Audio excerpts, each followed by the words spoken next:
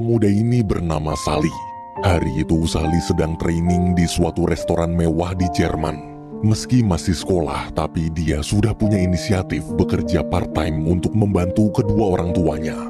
Dari kecil, Sally telah merancang rencana masa depan dengan sangat rinci. Setelah lulus sekolah, dia tak ingin lanjut kuliah, tapi dia mau langsung mencari pengalaman bekerja di hotel bintang 5 terlebih dahulu, baru nanti membuka restorannya sendiri. Selama ini rencananya selalu berjalan lancar. Sekarang Sally sudah kelas 3 SMA, sebentar lagi dia lulus dan impiannya akan segera terwujud. Namun suatu hari di sekolah, saat sedang presentasi di depan kelas, Sally bingung kenapa penglihatannya seperti ada titik-titik buram yang semakin lama semakin banyak. Sepulang sekolah, Sally pun memeriksakan kondisi matanya ke dokter. Di hadapan Sally dan kedua orang tuanya, dokter mengatakan berdasarkan hasil pemeriksaan, Sally menderita penyakit mata langka yang merusak retina matanya dengan sangat cepat. Sekarang Sally telah kehilangan 80% penglihatan. Jika dibiarkan terus, maka bisa buta total. Jalan satu-satunya hanyalah operasi mata, tapi itu juga cuma bisa mengembalikan 5% penglihatan aja. Mendengar ucapan dokter bukannya menguatkan, ayah Sally justru kecewa lalu keluar ruangan. Hanya sang ibu yang memeluk dan menguatkan putranya. Keesokan harinya, Sally kembali ke rumah sakit untuk menjalani operasi mata.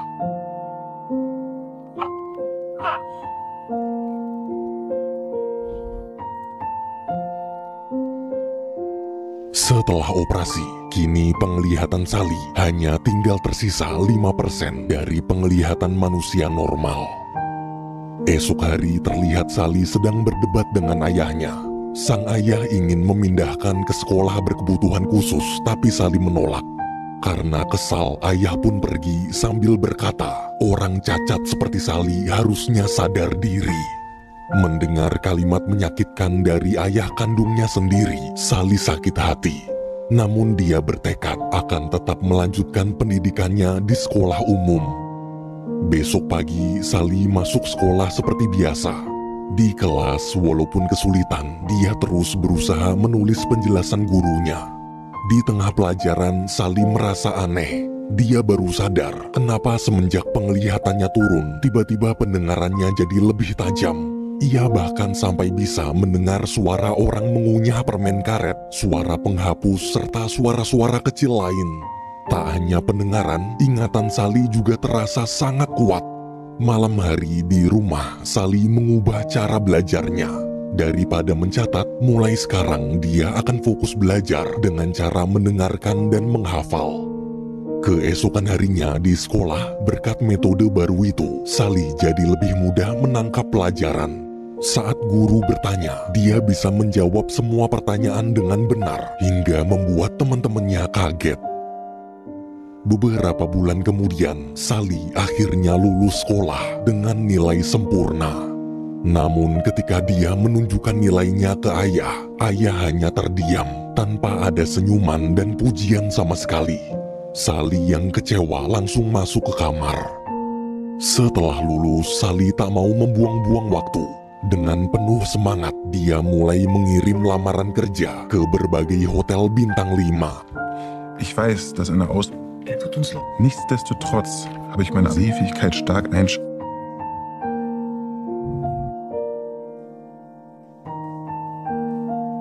Karena besok ada panggilan interview di salah satu hotel bintang 5 di kota Munchen, adik Sally yang bernama Sila membantu latihan wawancara kerja.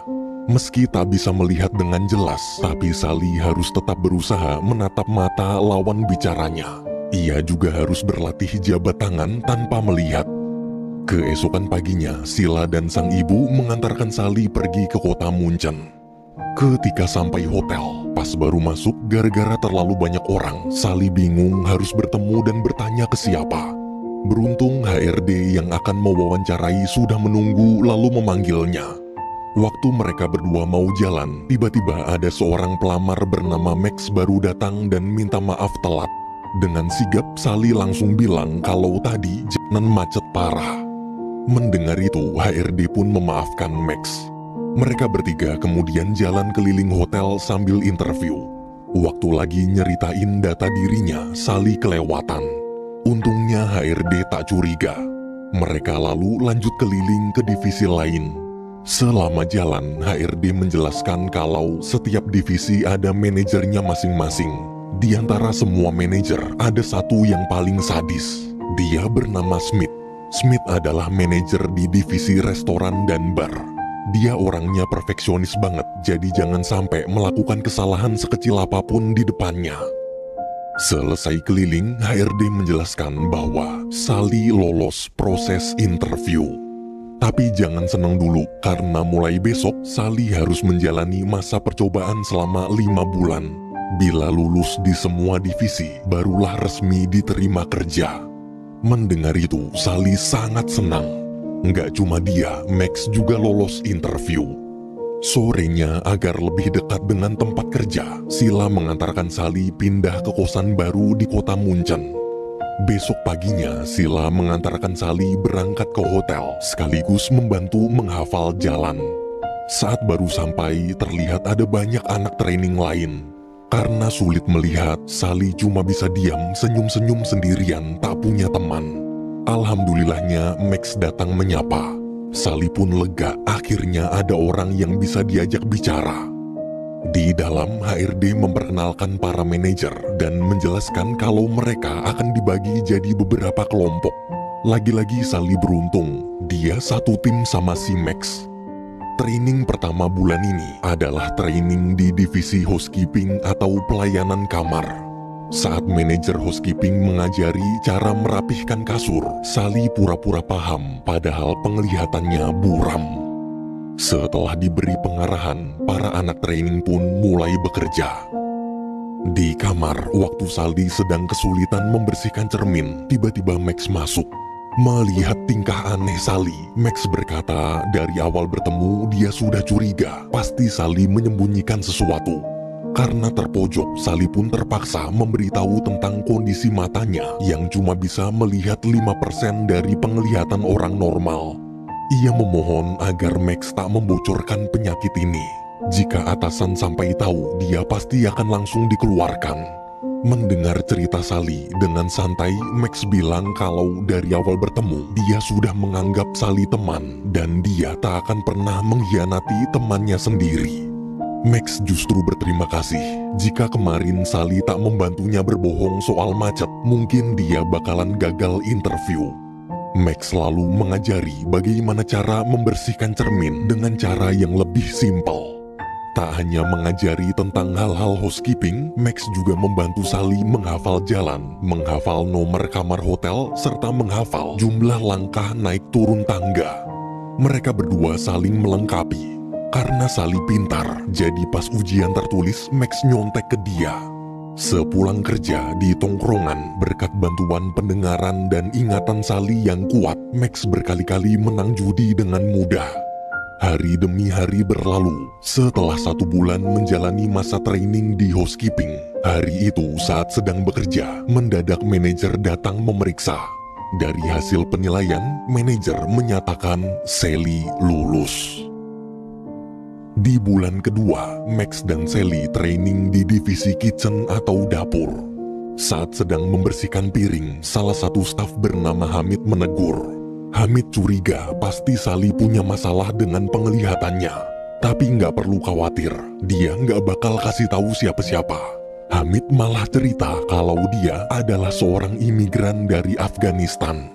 Jika Sally butuh bantuan bilang aja, insya Allah dia bantu.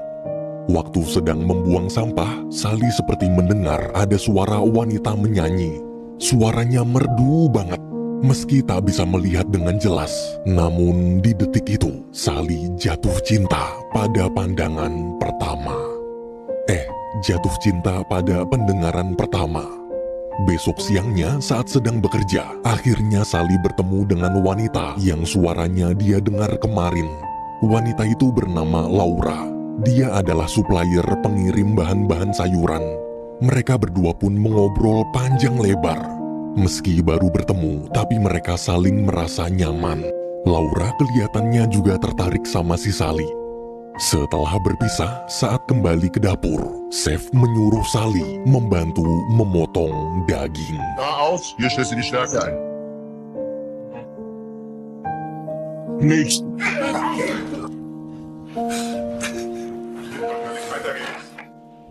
Sorenya sepulang kerja, Chef meminta Sally jangan pulang dulu. Chef lalu diam-diam menaruh stainless bowl di lantai. Saat Sally dipanggil dan berjalan mendekat, stainless bowl itu ketendang. Ternyata kecurigaan Chef tentang mata Sally benar. Sally pun minta maaf selama ini telah merahasiakan penyakitnya. Beruntung si Chef baik, bukannya marah, dia justru mengajari cara menggunakan mesin pemotong daging. Hari-hari masa training di kitchen pun terus berlanjut. Max, wie lange? Lamper. Hinter, wie lange? Minute fertig? Gut, bitte. Sally, die dreckigen so haben wir aber ordentlich geschnitten. Lachs, aufgeht! Hingga akhirnya di hari terakhir, berdasarkan hasil penilaian, Chef menyatakan bahwa semua anak training lulus. Bulan berikutnya, Max dan Sally melanjutkan training ketiga di divisi front office atau penyambutan tamu. Seperti biasa, mereka berdua bekerja sama saling membantu. 1 bulan kemudian, seluruh anak training lagi-lagi lulus. Untuk merayakan kelulusan, sepulang kerja, semua bermain lempar-lemparan bola salju. Di tengah kegembiraan, Laura lewat. Melihat Sally sedang bermain dengan seorang wanita, Laura terlihat sedikit cemburu. Hingga tibalah di bulan keempat, bulan paling berat. Karena mereka harus training di divisi restoran dan bar yang manajernya terkenal sadis, yaitu Smith. Pagi itu Smith mengajari bagaimana cara menjadi seorang bartender. Melihat banyaknya resep minuman dan takaran yang harus pas, Sally sangat tegang. Apalagi seluruh gerakan yang Smith contohkan di matanya terlihat buram. Siangnya waktu sedang istirahat, Sally bertemu dengan Laura lagi. Di momen itu, Sally memberanikan diri mengajaknya makan malam berdua besok. Sepulang kerja, Max dan Sally diam-diam menyusup masuk ke bar hotel. Sepanjang malam, Max membantu Sally menghafalkan resep, mengukur takaran, serta meracik minuman.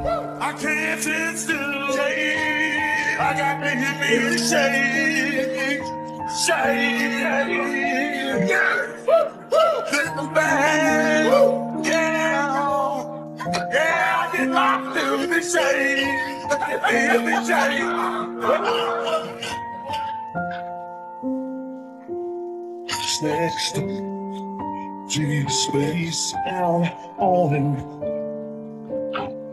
see it hungry. Melihat hasil latihan Sally, Smith cukup kagum. Malamnya Sally dan Laura dinner berdua. Sepanjang makan, mereka saling menceritakan kisah hidup masing-masing. Ternyata Laura ini sudah punya 1 anak masih kecil bernama Oscar. Namun meski Laura sudah jujur membuka kisah pribadinya, Sally masih tetap menutupi penyakit matanya. Dia takut kalau sampai tahu Laura mungkin akan meninggalkannya. Di tengah obrolan ada model cantik lewat. Laura pun kagum kenapa saat para pria lain di restoran melirik dan menggoda model cantik itu, cuma Sally aja yang gak genit. Mata Sally hanya fokus tertuju ke Laura. Padahal tuh bocah gak ngeliat. Besoknya semua anak training bisa menyelesaikan tugas mereka di bar dan restoran dengan baik. Malamnya, waktu Sally sedang merapihkan bar sendirian, mendadak Smith datang memeriksa. Karena gelas cuciannya masih belum bersih, Smith menyuruh mencuci ulang. Tanpa banyak bertanya, Sally pun menurut. Tak lama kemudian, Smith datang memeriksa lagi. Dengan dingin, dia bilang kalau gelasnya masih belum bersih dan menyuruh mencuci ulang. Meski lelah, Sally hanya bisa menurut. Saat Smith datang memeriksa, lagi-lagi hasil cuciannya masih belum bersih. Smith lalu menyuruh mencuci ulang. Pokoknya nggak boleh pulang sampai bersih. Sally yang muak pun teriak mengatakan kalau dia sangat lelah. Seharian ini dia belum istirahat sama sekali. Mendengar teriakan Sally, Smith memberikan peringatan pertama. Jika sampai dapat 3 peringatan, maka otomatis Sally akan dikeluarkan. Setelah mengatakan itu, Smith akhirnya pergi. Di hari Minggu, Sally piknik bersama Laura dan anaknya, yaitu Oscar. Pas lagi main bola, anak-anak lain ikut bergabung. Di hari yang cerah itu, mereka semua pun menghabiskan waktu bersama. Malam hari di rumah, setelah menidurkan Oscar, Laura berterima kasih karena baru kali ini dia bisa melihat anaknya ceria seperti tadi. Semenjak beberapa hari menjalin hubungan dengan Sally, Laura merasa sangat nyaman. Sebelum berpisah, Laura mencium Sally. Paginya, gara-gara pulang terlalu malam, Sally jadi bangun kesiangan. Sesampainya di hotel, tanpa basa-basi, Smith langsung memberikan peringatan kedua. Kini Sally hanya tinggal punya satu kesempatan terakhir. Jangan sampai ada kesalahan lagi, atau dia akan dapat peringatan ketiga. Sore hari saat kerjaan baru selesai, Sila menelpon lalu menyuruh pulang sekarang juga. Di rumah, Sila, Sally, dan sang ibu berkumpul bertiga. Ibu cerita kalau ayah telah pergi meninggalkan mereka. Bahkan kabarnya ayah sudah menikah lagi. Sekarang di keluarga ini tak ada pencari nafkah, padahal cicilan rumah masih tetap harus dibayar. Karena tak kuat, sang ibu pun menangis lalu masuk ke kamar. Sila lalu memberitahu kalau ibu sedang melamar kerja ke beberapa tempat tapi masih belum dapat panggilan. Mendengar itu, Sally mencoba menenangkan. Mungkin temannya di hotel yang bernama Hamid punya info lowongan kerja di restoran lain. Jadi untuk sementara waktu, dia akan berusaha mengambil kerja di 2 tempat sekaligus sampai ibu dapat pekerjaan tetap.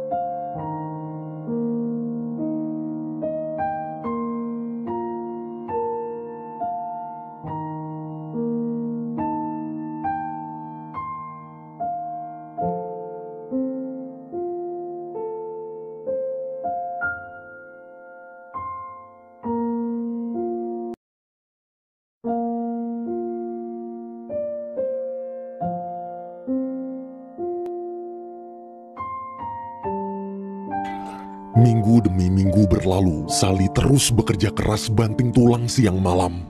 Setiap pagi sebelum berangkat kerja, dia juga selalu meluangkan waktu untuk menemani Oscar bermain. Melihat sahabatnya kelelahan, Max menyuruh Sally istirahat dan jangan terlalu memaksakan diri. Hingga suatu pagi, waktu Sally baru sampai taman, Laura minta tolong jagain anaknya karena dia ada perlu mau pergi sebentar. Namun setelah Laura pergi, saat sedang asik main manjat tali, tiba-tiba Max menelpon. Max bertanya kenapa Sally belum datang juga, padahal sebentar lagi ada acara pernikahan besar. Mendengar itu, Sally kaget. Dia lupa kalau hari ini semua anak training harus masuk pagi. Gara-gara panik, Sally pun jatuh cukup keras. Ia lalu segera menelpon dan meminta Laura kembali secepatnya. Setelah telepon ditutup, Sally baru sadar. Oscar hilang. Oscar, hey! Das ist nicht witzig, ja? Oscar! Oscar! Ketika Laura sampai, waktu tahu anaknya hilang, dia marah. Kenapa Sally cuma diem aja? Di momen itu, karena sudah sangat stres, akhirnya Sally memberitahu semuanya. Sebenarnya selama ini matanya cacat tak bisa melihat apa-apa. Mendengar ucapan Sally, Laura tak punya waktu untuk berdebat. Dia terus lanjut mencari. Beruntung tak lama kemudian Oscar ketemu. Setelah Oscar masuk mobil, Laura menghampiri Sally lalu berkata, dia kecewa. Dia kecewa bukan karena mata Sally cacat, tapi dia kecewa karena selama ini Sally merahasiakannya. Padahal dari awal berhubungan, Laura berharap mereka berdua bisa saling percaya satu sama lain. Setelah mengatakan itu, Laura pergi meninggalkan Sally. Walaupun hatinya sedang hancur, Sally harus tetap bekerja. Saat baru sampai hotel, dengan kondisi yang sangat kacau dan kelelahan, Sally langsung mengantarkan minuman.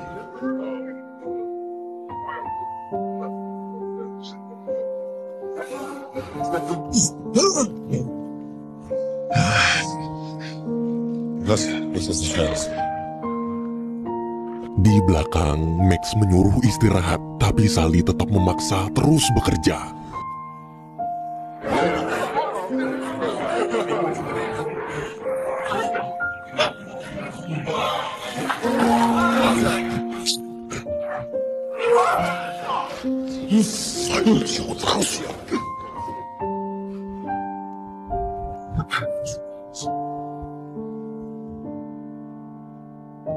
Akibat kejadian itu, Sally diusir dari hotel. Keesokan harinya, Sally masih belum bisa berhenti. Ia harus terus bekerja untuk membantu keuangan keluarganya. Karena beratnya beban hidup, apalagi dia juga baru aja gagal training di hotel. Malamnya, Sally pun mabuk-mabukan.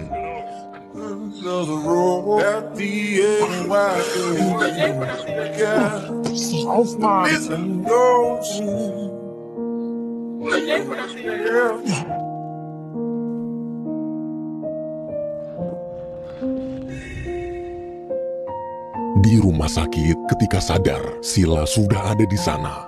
Semalam, Silalah yang menjaganya selama pingsan. Tak lama kemudian, Max datang menjenguk. Sila lalu cerita kalau ibu baru aja diterima kerja. Kerjaannya cukup bagus, jadi mulai sekarang Sally nggak perlu khawatir lagi. Mendengar kabar itu, Sally lega. Sayangnya semua terlambat. Trainingnya di hotel telah gagal. Saat sudah diizinkan pulang dari rumah sakit, demi menghibur sahabatnya, Max mengajak Sally pergi ke suatu tempat. Kebetulan hari ini dia libur. Pokoknya nggak usah khawatir. Sebagai sahabat, dia nggak bakal ngajakin ke tempat aneh-aneh. Nggak bakal. Oh, fucking way. Was ist ganz flott? Take a dive.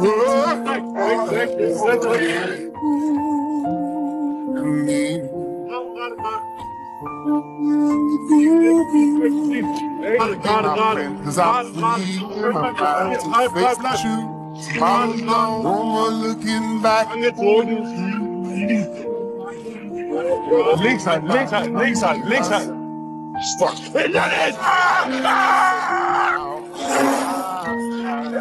Alles okay?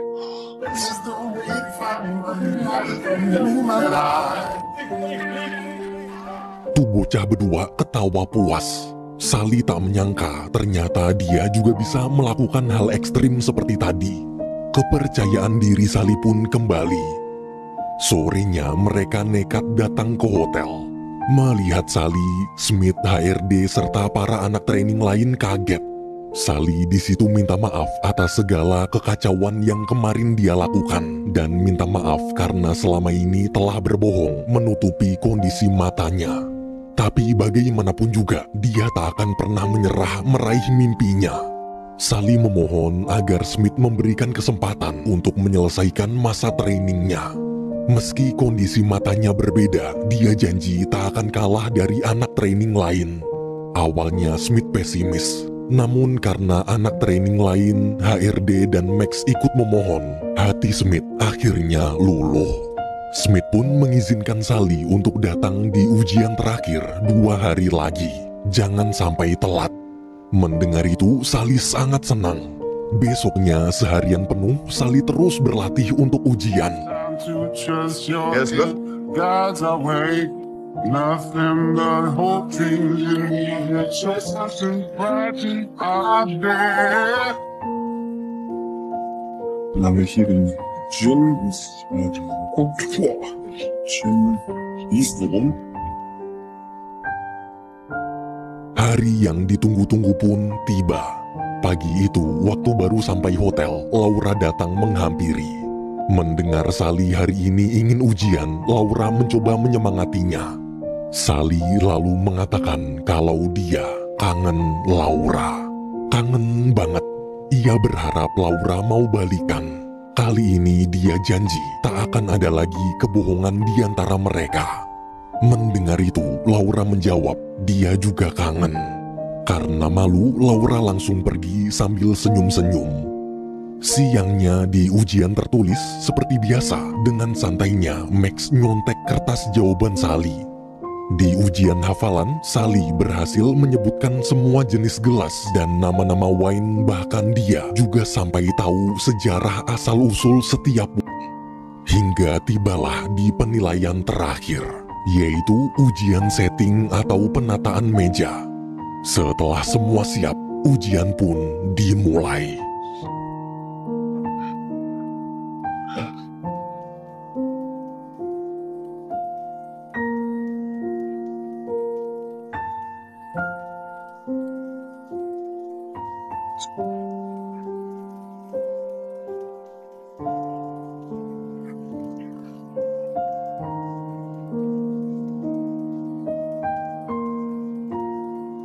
Noch 30 Sekunden.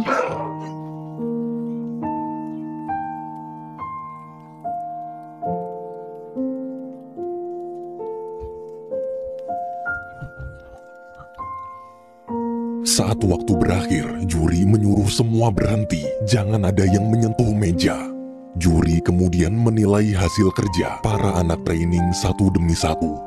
Ketika melihat meja Sally, meski alat-alat yang ditata di meja lengkap, namun posisinya berantakan. Apalagi tadi dia juga menjatuhkan gelas dan mengulangi kesalahan yang sama seperti sebelumnya. Dengan berat hati, juri menyatakan bahwa di ujian penataan meja ini, Sally gagal. Tapi bukan berarti Sally tak lulus.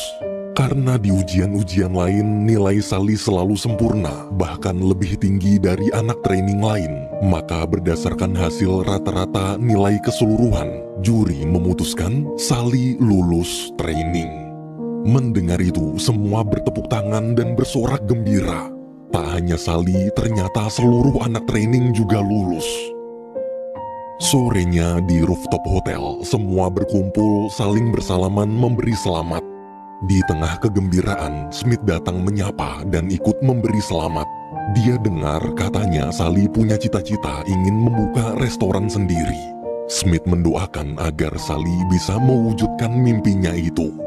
Semua orang lalu lanjut berpesta, merayakan kelulusan mereka. Beberapa tahun kemudian, terlihat Sally dan Max baru membuka usaha restoran mereka sendiri. Sally juga udah balikan sama Laura. Setelah restoran tutup, ketika yang lain sedang asik berpesta, Sally dan Laura mesra-mesraan berdua. Sally bersyukur, awalnya dia kecewa dengan hidupnya.